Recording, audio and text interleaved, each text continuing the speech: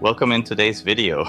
Today, we will be building a workbench from old pallets that I had laying around. This week, I did not work that much on the truck itself, but did more administrative tasks and ordered oil, paint, and the transfer plate for the new seats.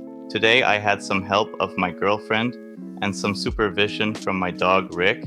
He gave his approval in the end. What is next for the project? I want to repair the tire that we took apart in the last video. I am waiting for the right type of oil to be delivered, but I think that it'll be delivered in the coming week. I am also ordering paint for the chassis, the rims, and the brake drums.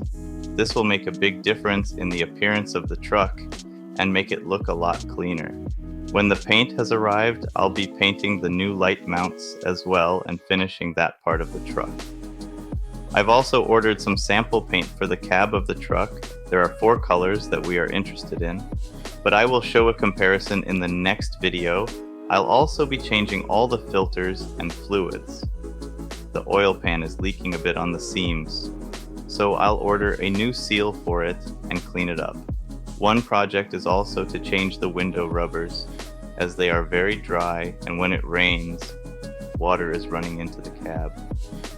The orange lights on the roof do not turn anymore, and from what I can see is that the gear has come off from the shaft of the little motor. I'll see how I can best resolve that. Maybe with a bit of glue or something, or somehow have a little wedge in between. In short, there is a lot in the works. But first things first, the tire we took apart. I want to remove the brake drum to double check the braking system and make sure it all works properly and is lubricated.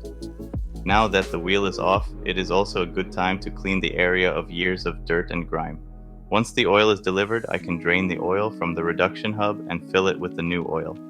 The oil that was in the shops here did not match the specification for the oil that I need, so I ordered it online. To prevent the rim and tire of corroding again, I'll paint the rim and make sure to apply tire paste to the rim and tire.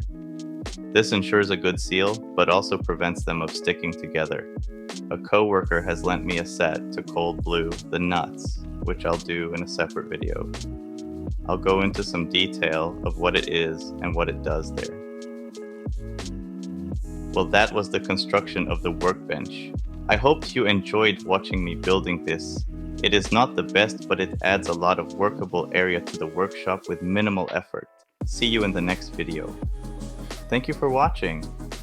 If you enjoyed this video, please make sure to like, subscribe, and leave a comment. I appreciate any feedback.